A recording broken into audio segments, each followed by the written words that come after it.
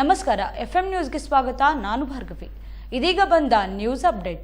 Basavana Bagewadi police ಠಾಣೆ ವತಿಯಿಂದ ಭವ್ಯ helmet ಜಾಗೃತಿ ಜಾಥಾ ಅಭಿಯಾನ.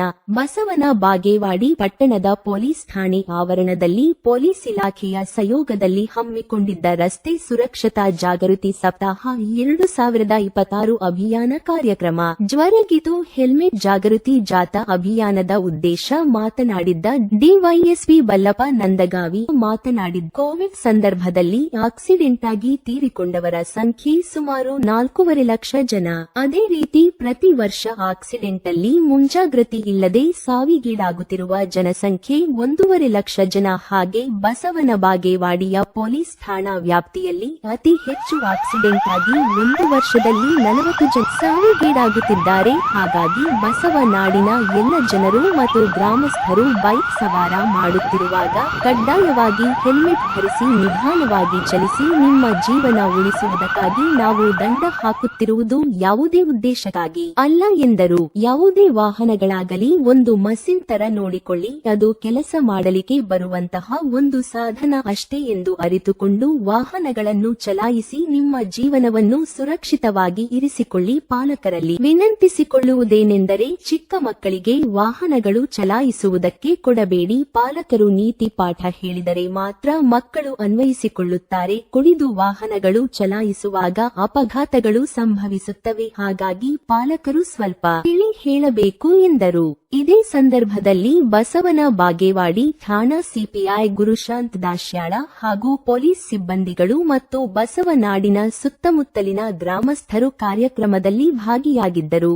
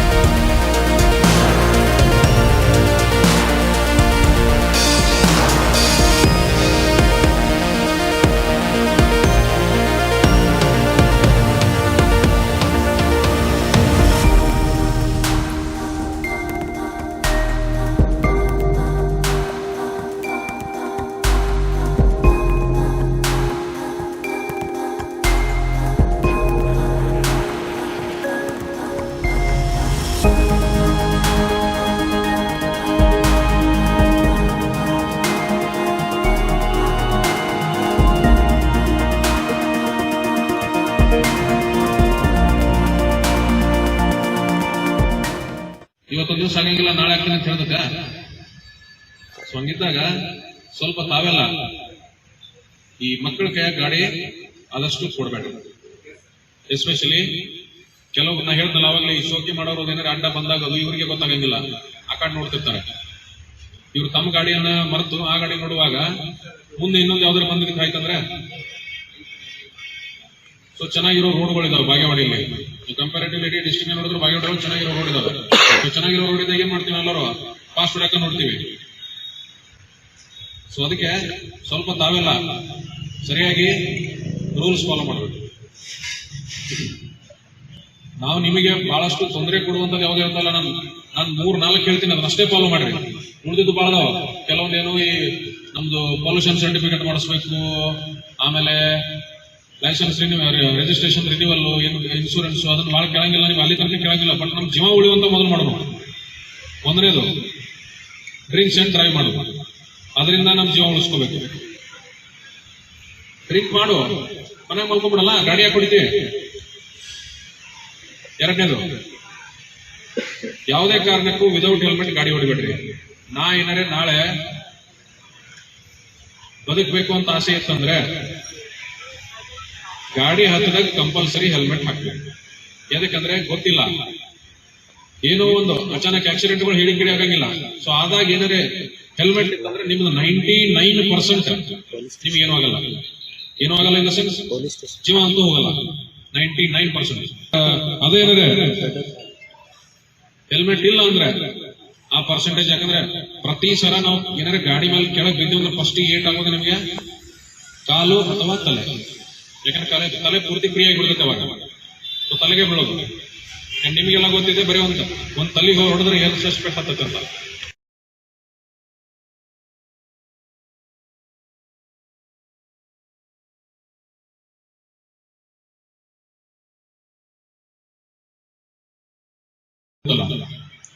ಅದ್ರಲ್ಲಿ ಇಡೀ ನಮ್ಮ ದೇಶದಲ್ಲಿ ಸತ್ತವ್ರ ಸಂಖ್ಯೆ ಒಂದು 4 ಲಕ್ಷ.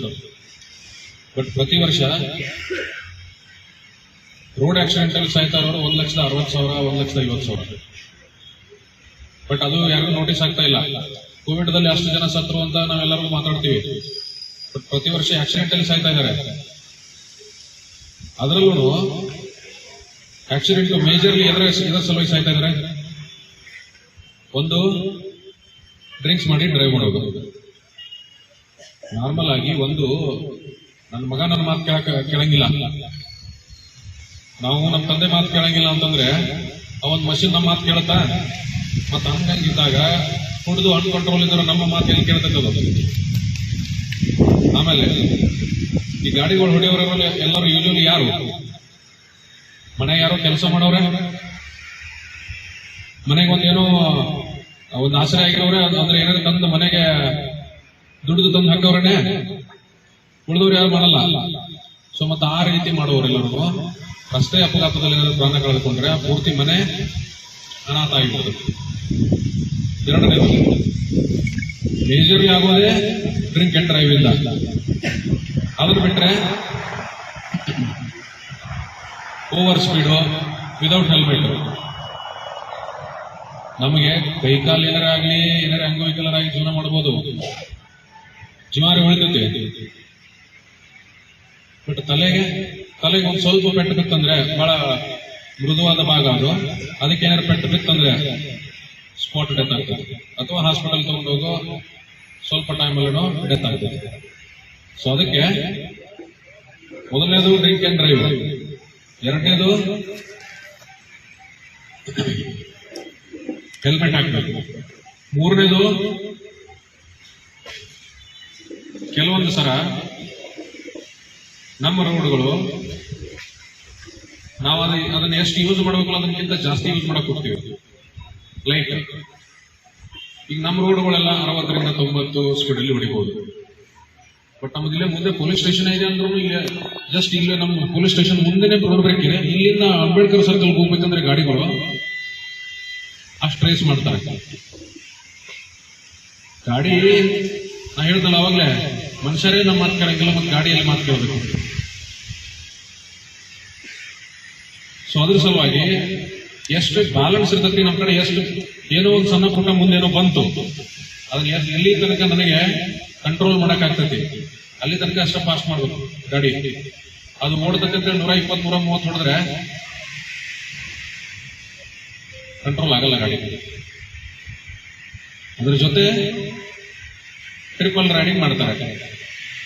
ಒಂದು ಗಾಡಿ ಮೇಲೆ ಇಬ್ರು ಕೊಡ್ಬೋದು, ಒಬ್ಬ ಡ್ರೈವರು, ಇನ್ನೊಬ್ರು ಟೂ ವೀಲರ್ ಅಲ್ಲಿ ಒಬ್ರು ಡ್ರೈವರ್ ಮತ್ತೆ ಇನ್ನೊಬ್ರು ಪಿಲಿಯನ್ ರೈಡರ್. 3-4 ಜನ ಕೂತ್ರೆ ಮೊದಲಿಗೆ ಅದ್ರದ್ದು ಗಾಡಿದ ಬ್ಯಾಲೆನ್ಸ್ ಇರ್ತದಲ್ಲ ಅದು ತಪ್ಪತ್ತೆ, ಅದು ಇಮಿಡಿಯೇಟ್ ಆಗಿ ವರ್ಕ್ ಆಗಲ್ಲ. ಫಾರ್ ಎಕ್ಸಾಂಪಲ್ ಹಾಕಿ ನೋಡ್ರಿ, ಅಂದ್ರೆ ಹಾಕ್ಬೇಡ್ರಿ, ಸಿಂಗಲ್ ಹೋಗೋದ್ಮೇಲೆ ಸ್ವಲ್ಪ ಬ್ರೇಕ್ ಹಾಕಿ ನೋಡ್ರಿ, ಅದೇ 2 ಜನ 3 ಜನ ಇದ್ದಾಗ ಹಾಕಿ ನೋಡ್ರಿ ಎಷ್ಟು ಎಫೆಕ್ಟ್ ಆಗ್ತದಲ್ಲ. ಇದಕ್ಕೆ ಹೇಳ್ತಾ ಇದೀವಿ ಅಂದ್ರೆ ಲಾಸ್ಟ್ ವರ್ಷ ನಮ್ಮಲ್ಲಿ ಎಷ್ಟು ಒಂದು 30 ಡೆತ್, 34 ಬರೀ ಬಾಗೇವಾಡಿ ಸ್ಟೇಷನ್ ಅಲ್ಲಿ 34 ಜನ, 34 ಕೇಸ್ ಇರಬೇಕು. ಕೆಲವೊಂದು ಕೇಸ್ಗಳಲ್ಲಿ 2-3 ಜನ ಸತ್ತಿದ್ದಾರೆ. ಸೊ ಅರೌಂಡ್ ಒಂದು 40 ಜನ ಅನ್ಕೊಳ್ಳೋಣ. ಸೊ 40 ಜನ, ಬೇರೆ ಯಾವುದೇ ರೋಗ ಬಂದ್ರು ಬಸವನ ಬಾಗೇವಾಡಿ ಸ್ಟೇಷನ್ ಲಿಮಿಟ್ಸ್ ಅಲ್ಲಿ ಇಷ್ಟು ಜನ ಸತ್ತಿಲ್ಲ ಈ ವರ್ಷ. ಬಟ್ ಆಕ್ಸಿಡೆಂಟ್ ಅಲ್ಲಿ ಸಾಯ್ತಾ ಇದ್ದಾರೆ. ಇಷ್ಟೆಲ್ಲ ಹೇಳ್ತಾ ಇದೀವಿ, ಇಷ್ಟೆಲ್ಲ ಕೇಸ್ ಹಾಕ್ತಾ ಇದೀವಿ. ಕೆಲವೊಂದ್ಸಲ ಒಬ್ಬೊಬ್ರು ಅಂತ ಹೇಳ್ತಾರೆ ಪೊಲೀಸರು ಬರೀ ಟ್ರಾಫಿಕ್ ಕೇಸ್ ಹಾಕಕ್ಕೆ ಅಷ್ಟೇ ಇದಾರಂತ. ನಮ್ಗೇನ್ ಟ್ರಾಫಿಕ್ ಕೇಸ್ ಹಾಕಿ ನಿಮ್ ಕಡೆ ಬಯಸ್ಕೊಳ್ಳೋದು ಬೇಕಾಗಿಲ್ಲ ನಮಗೆ, ಬಟ್ ನಿಮ್ ಜೀವ ಉಳಿಸ್ಲಿಕ್ಕೆ ನಾವು ಮಾತಾಡ್ತಾ ಇದೀವಿ. ಯಾಕಂದ್ರೆ ಇಷ್ಟು ಜನ ಎಲ್ಲರೂ ಹೊಡಿವಾಗ ನಾನು ಇನ್ನೊಂದೊಂದ್ಸಲ ಹೇಳ್ತೀನಿ, ನಿನಗೇನರೇ ಅಷ್ಟು ಹೊಡೆದು ನಿಮ್ಗೆ ಸಾಯಕ್ಕೆ ಆಸೆ ಇತ್ತು ಅಂದ್ರೆ ನೀವು ಹೋಗಿ ಸಾಯಿ, ತೊಂದ್ರೆ ಇಲ್ಲ. ಇನ್ನೊಬ್ಬನ ಅಮಾಯಕರ ಜೀವ ಹಾಳು ಮಾಡ್ಬೇಡ್ರಿ. ನಾವು ಈ ಸಲ ಒಂದು 2-3 ಗಾಡಿ ಹಂತವು ಮಾಡಿದೀವಿ. ಈ ಕೆಲವೊಂದು ಒದರ್ಸ್ತಾರೆ ಸಿಕ್ಕಾಪಟ್ಟೆ ಗಾಡಿಗಳು ತಂದು, ಸೈಲೆನ್ಸರ್ ಮುಚ್ಚೋದು, ಒದರ್ಸೋದು. ಆಸ್ ಇಫ್ ನಾನು ಹೀರೋ ಇದೀನಿ, ನನ್ನ ಗಾಡಿ ಎಲ್ಲರೂ ನೋಡ್ತಾರೆ ಅಂತ. ಯಾರಿಗೂ ಟೈಮ್ ಇಲ್ಲ. ಈಗ ನನ್ನ ಗಾಡಿ ನಾ ಎಷ್ಟು ತಂದ್ರು ನನ್ನ ಗಾಡಿನೇ 4 ನಿಮಿಷ ಅಷ್ಟೇ ಚಂದ ಅಂತ ಹೊಸದ ಅನ್ಸತ್ತೆ ನನಗ. 4 ನಿಮಿಷಕ್ಕೆ ಹೊಸದ ಇನ್ನೊಂದು ಮಾಡಲ್ ಬಂದಾಗ ಆಚೆ ಅನ್ಸುತ್ತೆ. ಸೊ ಯಾರು ನನ್ನ ಗಾಡಿ ನೋಡಂಗಿಲ್ಲ, ನಾ ಚಂದ ನೋಡೋದು ನೋಡಂಗಿಲ್ಲ, ನಾ ಒದರ್ಸ್ಕೊಂಡು ಹೋಗೋದು ನೋಡಂಗಿಲ್ಲ. ಇವೆಲ್ಲ ಬಂದು ಸಾಯ್ತಾರಂತಾನೆ ನೋಡ್ತಾರೆ ಅಷ್ಟೇ. ಅದಕ್ಕೆ ಸ್ವಲ್ಪ ಗಾಡಿಗಳ ಮೇಲೆ ತಾವೆಲ್ಲರೂ ಅದನ್ನ ಒಂದು ಮಷೀನ್ ಅಂತ ಟ್ರೀಟ್ ಮಾಡಬೇಕು. ಮತ್ತೆ ನಿಮಗೆ ಒಂದು ಕೆಲಸ ಮಾಡ್ಲಿಕ್ಕೆ ಬರುವಂತ ಸಾಧನ ಅದು. ನಿಮ್ನ ಎಲ್ಲಿಂದ ಎಲ್ಲಿಗೋ ಕರ್ಕೊಂಡು ಹೋಗ್ಲಿಕ್ಕೆ ಅದ್ಯಾವುದೋ ಶೋಕಿ ಮಾಡ್ಲಿಕ್ಕೋ ಅಥವಾ ಅದ್ರ ಮೇಲೆ ನೀವೇನೋ ಶೋಕಿ ಮಾಡ್ಲಿಕ್ಕೋ ಇರುವಂತದ್ದಲ್ಲದು. ಅದರ ಜೊತೆ ನಾರ್ಮಲ್ ಆಗಿ ನಮ್ಮಲ್ಲಿ ಬಹಳಷ್ಟು ಹುಡುಗರು ನಮ್ಮ ಮನೆಯಲ್ಲಿ, ಮನೆಯ ಮೊದಲ ಪಾಠಶಾಲೆ. ನಮ್ಮ ಮಕ್ಕಳು ಏನ್ ಕಲಿಸ್ತೀವಿ ಅದನ್ನ ಕಲಿತಾರ ಅವರು. ಟೀಚರ್ ಕಲಿಸ್ತಾರೋ ಅದು ಸ್ಕೂಲಲ್ಲಿರುವ ಅಕಾಡೆಮಿಕ್ಸ್. ಬಟ್ ನೀತಿ ಪಾಠ, ರೂಲ್ಸ್ ಫಾಲೋ ಮಾಡೋದು, ಇದೆಲ್ಲ ಪ್ರತಿಯೊಂದು ಯಾರು ಕಲಿಸ್ಕೊಡ್ಬೇಕು? ಮನೆ ತಂದೆ ತಾಯಿಗಳು ಕಲಿಸ್ಕೊಡ್ಬೇಕು. ನಾನೇ ಮೊದಲು ಅದನ್ನೆಲ್ಲ ಮಾಡಿದೆ ಅಂದ್ರೆ ನನ್ನ ಮಕ್ಕಳು ಏನ್ ಕಲಿತಾರೆ? ಕೆಲವೊಂದ್ಸಲ ನೀವು ಗಾಡಿಗಳನ್ನ ಲೈಸೆನ್ಸ್ ಇರಲ್ಲ, DL ಇರಲ್ಲ, ಏನು ಇರಲ್ಲ ಅಂತದೆಲ್ಲ ಯೂಸ್ ಮಾಡ್ತೀರಿ. ಕೆಲವೊಂದ್ಸಲ ಇನ್ನೊಂದು ಹೇಳ್ತೀನಿ, ಅದೊಂದು ಈಗ ನಮ್ಮಲ್ಲಿ ಒಂದು 2-3 ಆ ಥರ ಕೇಸ್ಗಳಾಗಿದ್ದಾವೆ. ಏನಾರೆ ನೀವು ಯಾರ್ದಾರೆ ಗಾಡಿ ತಗೊಂತಾ ಇದ್ದೀರಿ ಸೆಕೆಂಡ್ ಹ್ಯಾಂಡ್, ನೀವಾಗ ಗಾಡಿ ಸೆಕೆಂಡ್ ಹ್ಯಾಂಡ್ ತಗೊಂಡಾಗ ತೊಂದರೆ ಇಲ್ಲ. ಬಟ್ ನೀವ್ ಯಾರಿಗಾರ ಮಾರಿದ್ರಿ ಅಂದ್ರ ಆ ಪೇಪರ್ಸ್ ಅವನ ಹತ್ರ ಹೋಗಿ ರಿಜಿಸ್ಟ್ರೇಷನ್ ಅವನ ಹೆಸರಲ್ಲಿ ಆಗೋ ತನಕ ಆ ಗಾಡಿ ಏನಿಲ್ಲ ಅದರಿಂದ ಏನಾರ ಆಯ್ತಂದ್ರೆ ಅದು ನಿನ್ ಮೇಲೆ ಬರ್ತದೆ. ಯಾಕಂದ್ರೆ ಅವ ಓನರ್ಶಿಪ್ ತಗೊಳ್ಳೋ ತನಕ ಆ ಗಾಡಿ ಓನರ್ ನೀನು, ಅವ ಏನಾರ ಅದ್ರಾಗ ಎಲ್ಲೋ ಹೋಗಿ ಕಳ್ತನ ಮಾಡಿದ್ರು.